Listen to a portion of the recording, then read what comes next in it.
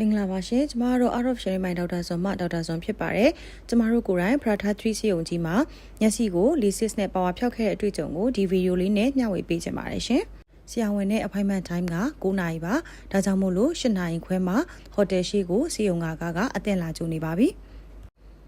မျက်စိထူးကူဆရာဝန်ကြီးနဲ့မျက်စိစမ်းသပ်ကြည့်ပြီးတဲ့အခါမှာတော့ဆရာဝန်ကြီးက BRK LASIK အမျိုးအစားရော Femto LASIK အမျိုးအစားရောကြိုက်ရရွေးချယ်လို့ရတယ်လို့အကြံပေးပါတယ်။ကျမတို့ကလည်း recovery time ပုံမြန်နဲ့ပေါ့နော် Femto နီးနဲ့ပဲကုသဖို့အတွက်ကိုရွေးချယ်လိုက်ပါတယ်။နေ့လယ်12နာရီလောက်မှာဆရာဝန်ကြီးနဲ့မျက်စိစမ်းသပ်တဲ့ process ပြီးသွားပြီးတော့နေ့လယ်1နာရီမှာခွဲခန်းဝင်ရမှာမို့လို့ထမင်းကြိုစားထားပြီးတော့ LASIK ဌာနနားနေခန်းမှာအနားယူရင်းနဲ့စောင့်နေတာပါ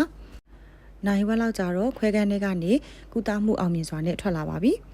LASIK မျက်စိပါဝါဖြောက်တဲ့ကုသမှုတွေဟာစေုံတက်ဆရာမလို့တဲ့အတွက်ကြောင့်မို့လို့ခွဲခန်းကထွက်လာပြီးတာနဲ့စေုံကားနဲ့ပဲဟိုတယ်ကိုပြန်ပို့ပေးပါတယ်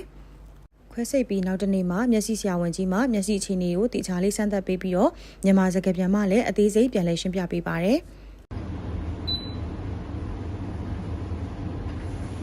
เรียกดีนะตอนนี้ไม่มีการอักเสบอะไรดีเลยอันนาเนี่ยเอาลองซ้อมนี้เลยเขาเรียกใช่ไหม ว่าอาทิตย์แรกแผลยังไม่แข็งแรงห้ามถูครับမျက်စိဆရာဝန်ကြီးနဲ့ပြပြီးတဲ့အချိန်မှာတော့LASIK Center မှာရှိတဲ့သူနာပြုကနေပြီးတော့မျက်စိတန့်ရှင်းရေးကိုလုပ်ပေးပြီးတော့ဟိုတယ်ပြန်ရောက်တဲ့အခါမှာလည်းမျက်စိတန့်ရှင်းရေးဘယ်လိုလုပ်ရမလဲဆိုတာကိုသင်ပြပေးနေရပါที่มันนั่งจะหนาตกนาทีละทีต่อบ้ามาลงเลยไม่ได้เช็คเลยอ๋อใช้อยู่ดาวอะไรเนี้ยปีก่อนตีตาซายีเนี้ยเทอะไรเนี้ยปีก่อนยีเงียบอะไรเนี้ยต้องได้ชิงจานก่อนเนาะยีเดี๋ยวแต่งเอาเนี้ยเลยปีก่อนต้องได้ชิงจานเนี้ยเลยพอไปเลยจะพักไปที่แต่งก่อนเนาะเราแต่งอะไรเนาะที่สำคัญนะคะเดี๋ยวลงน้ำหนักลดแบบเบาๆเลยเราว่ามาเพียเนาะคลิปที่รีเวนระหว่างนี้คุณเราแต่งอะไรเป็นระหว่างเนาะส่วนเนี่ยอยากเข้ามาเนาะพอไปเลยคือและอันนี้เช่นพี่ชันยาเนี้ย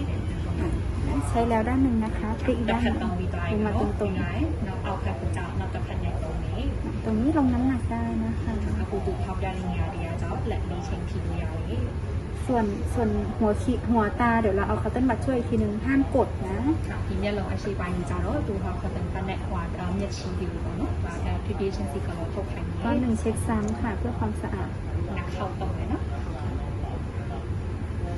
อาชีพนี้อันเราดูใจไปว่ามันเนาะปกติยอมมันรอเนาะဒီတပတ်အတွင်းလည်းမျက်စိတွေကိုရှည်လုံးဝပြီးမဝင်ရဘူးပြီးသွားရင်ပေါ့နော်။ဟောကလည်းမျက်လက်နဲ့လုံးဝမပုတ်ရအောင်နော်။ခွဲစိတ်ပြီးနောက်တစ်နေ့မှာမျက်မှန်အကူကြီးမလိုဘဲနဲ့အကုန်ကောင်းကောင်းမြင်နေရလို့ပြောနေပါပြီ။ဒါကြောင့်မို့လို့ LASIK နဲ့မျက်စိပါဝါဖြောက်ချင်တဲ့သူတွေအတွက် Prata 3 စေုံကြီးက LASIK Center ဆိုရင်ဈေးနှုန်းကလည်းတင့်နဲ့မြန်ဆန်တိကျပြီးတော့ကောင်းမွန်တဲ့ဝန်ဆောင်မှုကိုလည်းရရှိခဲ့တဲ့အကြောင်းကိုမျှဝေပေးလိုက်ပါရရှင်။